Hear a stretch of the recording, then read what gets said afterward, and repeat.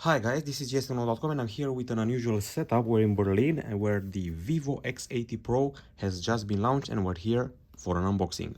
The device is co-engineered with Zeiss and guess what? It's the official phone of the FIFA World Cup Qatar 2022. Okay, so let's get things going. We're dealing with quite the camera phone here. It's an unboxing and we have some first impressions and we even did some samples here in Berlin with the device. Now this is what the handset looks like. You can clearly tell by the camera module we have something special. It has a reflective backside only around the camera. You can see here the periscope camera being separate from the rest. You can see the Zeiss logo and also the Zeiss T special coating applied on the lenses. Okay, so I'm going to fire up the device, I'm going to show you what's inside the box and share some impressions about the freshly unveiled device. Now in Europe, the version I have here is priced at 1,100 euros. This is the Vivo X80 Pro, the only version of the X80 series which reaches Europe for now. It's a flagship, it's got the Snapdragon 8 Gen 1 processor, and I'll be honest, it's probably the first phone I see with a LTPO3 AMOLED panel. I've seen LTPO2 before, but LTPO3 is new. The good news about an LTPO panel is that it drops as low as 1 Hz refresh rate in order to save battery.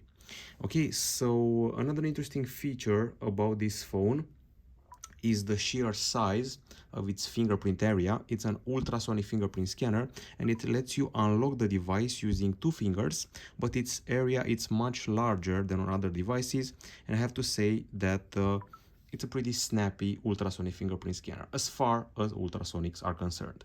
Okay, let's see what we're getting this time in the box. Okay, so Vivo is being pretty generous. They've offered us headphones before with the Vivo V23, which was a bit of a selfie phone. This time we are getting a case, which is pretty bare bones, has a large cutout for the camera. We are getting some manuals and a key to access the slots, but the core accessories are actually here in this heavier part of the box. Guess what? We are getting headphones once again. You can see them here. They're not exactly Apple AirPods imitation, so that's nice. They're branded Vivo and they have an USB-C connector plus a remote. Okay, we move on further. So this is a flagship, which is supposed to be a camera phone. It's even imprinted on it. I'll show you in a minute. This camera phone comes with a hefty charger. It's supposed to be a flash charge power adapter with up to 80 watts charging, and it has an USB-A connector here. Next up, let's see what else we have. We are not done. This is the cable which goes from USB-C to USB-A, used to hook up to the charger. And last but not least, a bunch of ear plugs, so various ear sizes will be able to adapt to the headphone experience. Okay, now the table has been filled. We got all the goodies here, but the star of the show is definitely the phone, the camera phone, as they call it. Here we go. Now, I promised to show you something written here. It says professional photography, and by the way, it also has professional videography. Getting back to the device, let's talk about specs some more. Now, I previously mentioned to you the fact that we have an AMOLED screen. Didn't exactly go into details. It's a AMOLED with a 6.78-inch diagonal, which is pretty large. In spite of that, the phone is pretty easy to handle and move around. We have IP68 certification. We have glass at the back side. We have a metal frame in between. It's an aluminum frame, and of course, glass at the front side with curved edges, but not hugely curved. They're more decently curved compared to the Honor Magic 4 Pro, for example. Now, there's only one version sold in Europe, one that comes with 12 gigs of RAM and 256 gigabytes of storage, of course LPDDR5 and UFS 3.1. Now, aside from that, let's see what else we have here. So we have a rather large battery, I would say decent for this size, 4700 mAh unit battery with 80 watt charging. And by the way, fast wireless charging at 50 watts, which is not exactly bad. The fingerprint scanner, as I mentioned before, is ultrasonic. We also have stereo speakers on the device. as well. We have 5G, we have Wi-Fi 6, but the core of the experience remains the set of cameras, which are something truly special. Okay, I think it's time to actually discuss these cameras. First of all, the main one is a 50 megapixel shooter, but it's special. It's not the Samsung GN1, it's the GNV, tailor-made for Vivo. Then we have an 8 megapixel periscope telephoto camera here, which is offering you 5x optical zoom and optical image stabilization. The main camera has laser autofocus and optical image stabilization as well. We have a 12 megapixel telephoto camera with 2x optical zoom and also a gimbal. Keep that in mind, there is a gimbal for that secondary telephoto camera. And finally, a 48 megapixel ultra wide camera with autofocus for your macro needs. This is the Zeiss branding. We got Zeiss T coating, pixel shift, and a dual LED flash here. It actually looks like a triple LED flash, plus 8K video capture. Now, there are many camera modes to explore here and to enjoy. First of all, you have a bunch of Zeiss filters to enjoy here. You can go here and see some of the filters available. Now, the Zeiss mode will generally detect when it's needed. And for example, here you can get a Zeiss natural color. That's only one example. We also have a Pro mode for this camera with quite a few tweaks, and a more section with a super moon feature with Pro Sports, dual view, AR stickers, astrophotography, ultra HD document, long exposure, and AI group portrait. The video is particularly interesting because this is a stabilization. It comes with a new option. It has horizontal line, ultra, and stand, and the horizontal line does an interesting trick. Now, if I were to film right now, it will always keep things in a line. Even if I go ahead and rotate the phone, the image will always be kept on a horizontal line, which is pretty cool if you ask me. And there's also ultra stabilization, just in case you're wondering.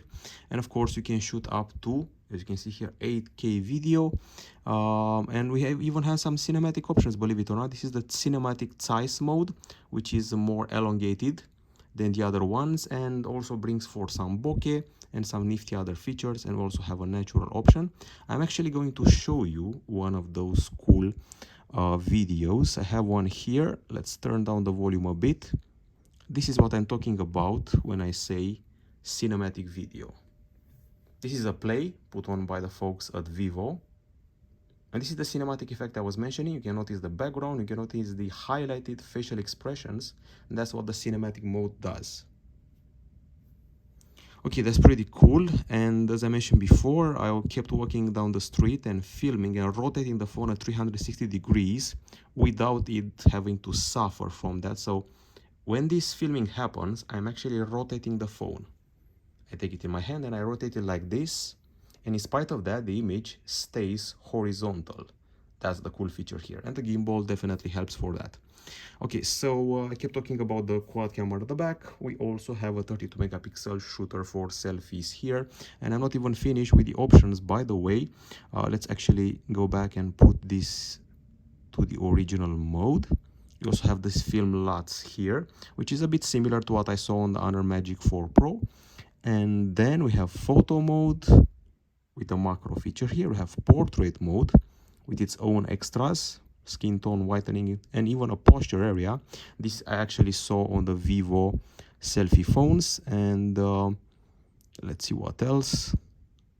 A bunch of Zeiss filters, cinematic, which is actually explained here, Distagon, planar, sonar, biotar. These are inspired by Zeiss lenses and will give the trademark bokeh look.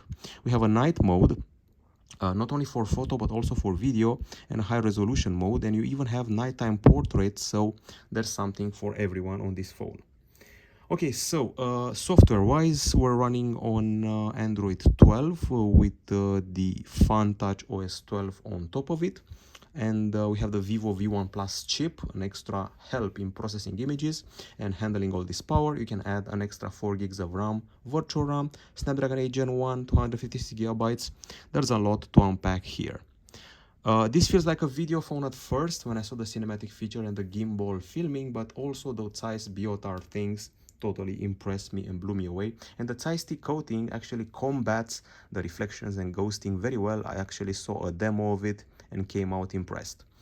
And another cool demo that Vivo offered us is this one here. This is a planetarium in Berlin. and I filmed it, and it looks stunning. With the cinematic mode, by the way, in case you're wondering. So there will be plenty of samples from Berlin in the next time period. I have a lot to explore and a lot to enjoy about the Vivo X80 Pro, but so far so good.